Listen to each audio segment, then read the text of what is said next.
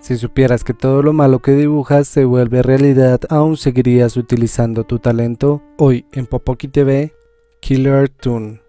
Todo comienza cuando conocemos a Sue, la directora de una editorial de cómics. Cuando recibe un manuscrito para darle su aprobación, descubre que todo lo que está dibujado está pasando en realidad, y la cosa se pone aún más rara, porque ahora ve un recuerdo de su infancia, de cuando ella era muy popular en el colegio. Pero todo cambió cuando su madre fue a recogerla, porque todos los niños comenzaron a llamarla el monstruo de velo negro, debido a que había sufrido un accidente y a causa de eso no tenía piel en medio rostro, y como los niños no querían ser amigos de la hija de un monstruo, comenzaron a molestarla, a tal grado que ella en su diario comenzó a tachar una foto de su madre y a escribir que desearía que ella hubiera muerto en ese accidente. Por desgracia, ella encontró el diario de su hija, y al ver lo que su hija pensaba, ella prefirió quitarse la vida. Pero Sue llegó justo a tiempo para poder salvarla, y mientras estaba en eso recordó todo lo que le decían en el colegio, y así tomó la decisión de dejar morir a su madre.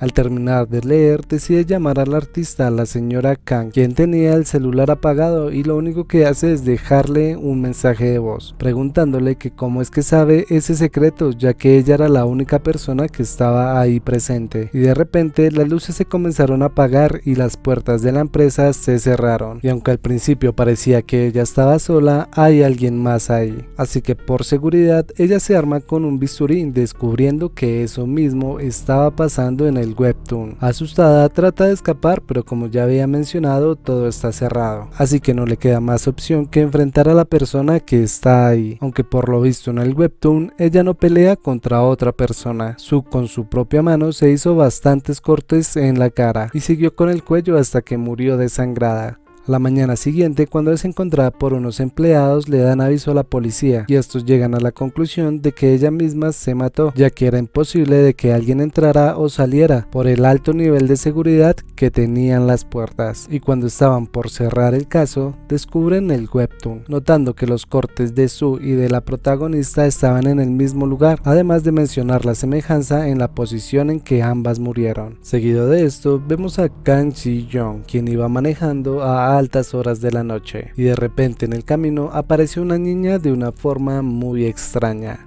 Como la ve sola por un camino oscuro, le dice que ella la acercará hasta su casa, así que en el carro comienzan a hablar y la niña se presenta como Min-hee, de 16 años, a lo que Ji-young se ríe diciéndole que no aparenta tener más de 10, y la niña le contesta que es que esa era la edad que tenía cuando murió.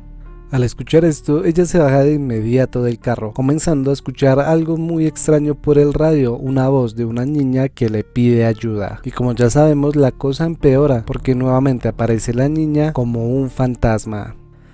A la mañana siguiente, después de la autopsia de Sue, el forense menciona que las heridas fueron autoinfringidas, además de que no hay ni una sola huella de otra persona en todo su cuerpo, y mucho menos en el bisturí. Pero el inspector Lee piensa que alguien la mató, ya que tiene la teoría de que un artista famoso está desarrollando en la vida real todo su arte, además de que él y su jefe están en busca de un ascenso, y un caso de esta magnitud es lo que necesitaban para lograrlo. Regresando con Ji-young, ella estaba en terapia y contándole a su psicóloga todo lo que le había pasado anoche. Y ahí nos enteramos de dos cosas. Esta no es la primera vez que tiene ese tipo de visiones, además de que no recuerda nada de cómo llegó a la autopista. Y segundo, siempre que pasa esto, le duele una cicatriz que tiene en la mano. Aunque a esto a su psicóloga le suena el síndrome de Alicia en el País de las Maravillas, algo que es muy común entre artistas, ya que al pasar tanto tiempo en su trabajo, con el tiempo no logran distinguir una realidad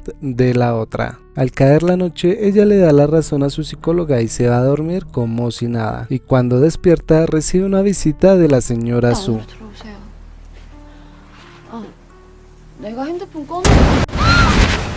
Cuando realmente despierta, recibe una visita de los policías, ya que al ser la autora del webtoon, es la única sospechosa que tienen. Le preguntan si alguien más ha visto ese manuscrito, ya que puede tratarse de algún fan loco que está recreando sus historias, a lo que ella responde que no, porque siempre es muy cuidadosa con su trabajo para evitar plagios, y la única persona que ve todo es la señora Sue, y con esta respuesta ella vuelve a ser la única sospechosa, así que deciden mostrarle las fotografías fotografías de la autopsia para ver su reacción, demostrándole que las cortadas están exactamente como ella las dibujó, y lo más inquietante es la posición en la que la señora Sue murió. Después de que se marchan, ella enciende su teléfono, escuchando el mensaje que la señora Sue le dejó, donde le pregunta por qué sabe la historia de la muerte de su madre. Esto hace que Hee-Jung se preocupe, así que revisa su última publicación, la que cuenta una historia de un embalsamador que muere mientras alista el cuerpo de una persona que murió electrocutada, y como la vez anterior, todo comienza a pasar exactamente como está dibujado, hasta que él comienza a leer y vemos algo de su pasado. Él vivía con su esposa, quien tenía una enfermedad terminal, y así duró 5 largos años, donde él la tuvo que cuidar día y noche hasta que un día tan solo murió. Y como era de esperarse, él, que es un embalsamador profesional, decidió arreglar el cuerpo de su esposa.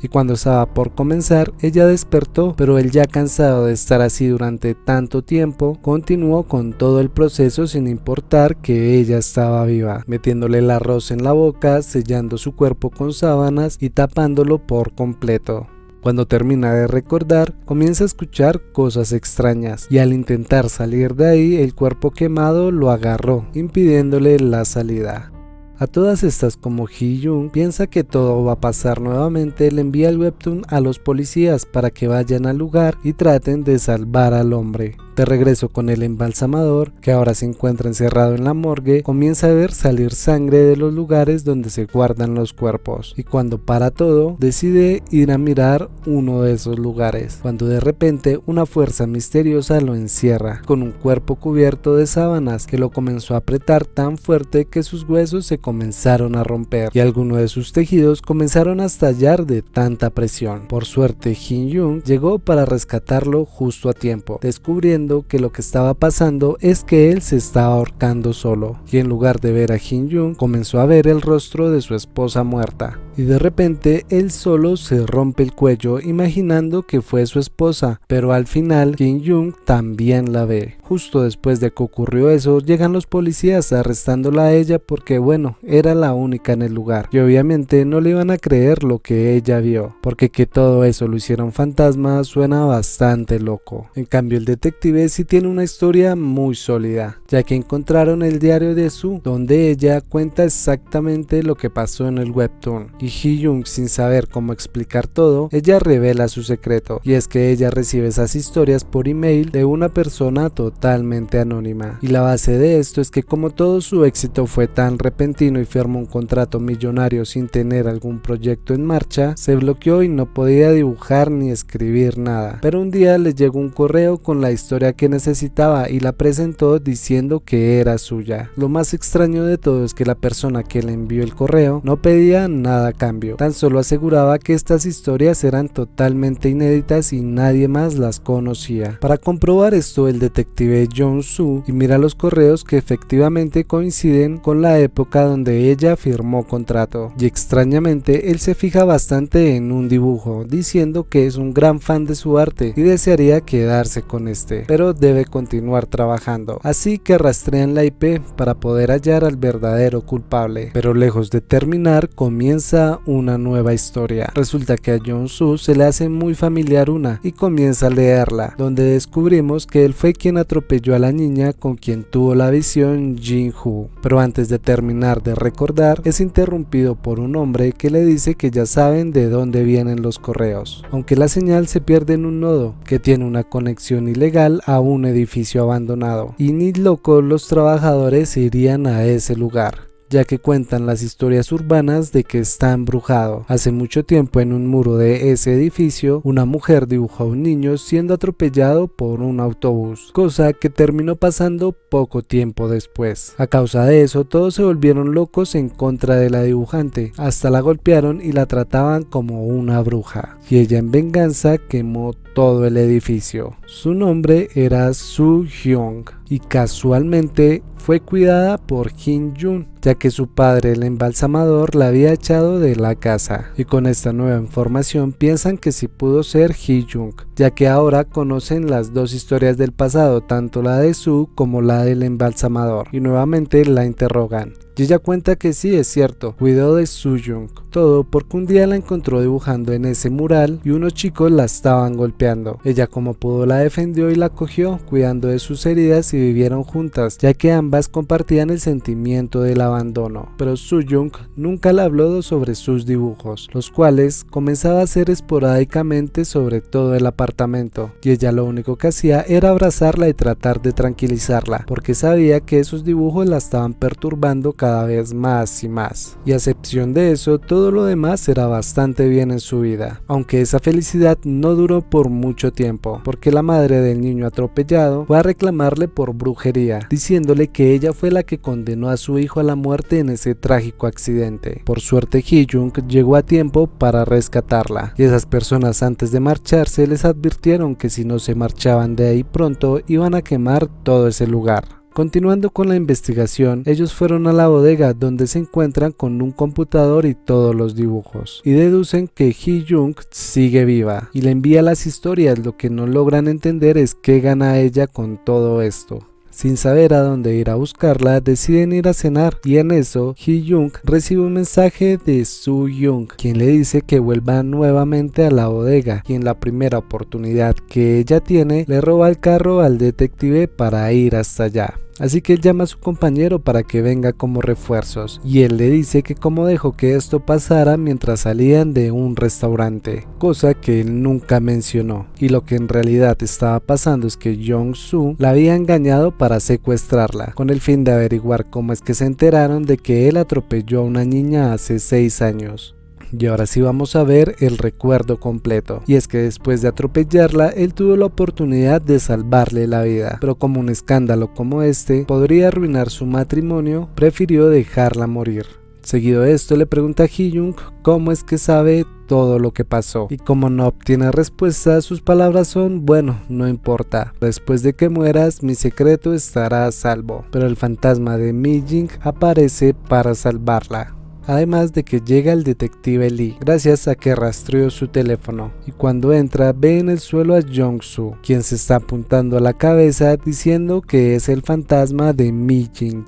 Pero cuando intenta quitarle el arma parece ser demasiado tarde. Al poco tiempo llegan los refuerzos y el jefe de Lee, quien le dice que él se mató solo y así cerrarán el caso, aunque Lee sigue insistiendo en la historia de los fantasmas, a lo que su jefe le dice que o cierran el caso aquí o lo investigan a él, porque la mujer se encontraba atada a una silla y él es el único sospechoso que entró armado al lugar. Después de esto pasan unos cuantos días, y mientras recogen el escritorio de Jong-soo se encuentran con el dibujo de Min-jin, porque él a fin de cuentas sí se lo había quedado. Esto le hace recordar que su compañero quería investigar acontecimientos similares con obras ya publicadas, así que él lo hace encontrándose con que todas y cada una de las historias coincidían con casos sin resolver por parte de la policía. Seguido de esto vemos a Hee-jung, quien estaba recordando todo lo que en realidad pasó, y es que cuando acogió a Hee-jung, ella le contó que cuando su madre murió, el embalsamador, su padre, la encerró en el cuarto donde la estaban velando, y de repente comenzó a escuchar a los fantasmas, quienes le contaban la forma en que ellos murieron. Además de que en las ocasiones que ella se ponía a dibujar como una desesperada, Hee-jung no la detenía como había dicho, solo le daba hojas para que lo hiciera ahí, y de esta forma poder utilizar sus historias y su arte para ganar el concurso que la lanzó al estrellato. Pero cuando Soo-hyung descubrió lo que había hecho, quemó todo, porque esas historias no deben ser conocidas, debido a que los fantasmas comenzaron a matar gente, aunque en este punto a ella ya no le importaba nada, porque estaba cegada por la ambición de tener una carrera exitosa después de tantos años de fracaso, y no iba a parar sin importar qué tuviera que hacer, y de esta forma mató a la única persona que se lo podía impedir, diciéndole que si no quería ese don, debería dárselo porque ella sí lo podría aprovechar como es debido. Y efectivamente eso fue lo que pasó, porque ahora los muertos le cuentan a ella sus historias, todo para poder cobrar venganza a través de ellas. De alguna forma el detective Lee logró descifrar todo, así que va con ella para arrestarla por la muerte de Soo-hyung, pero no será tan fácil porque ella lo estaba esperando y lo ataca con un hacha.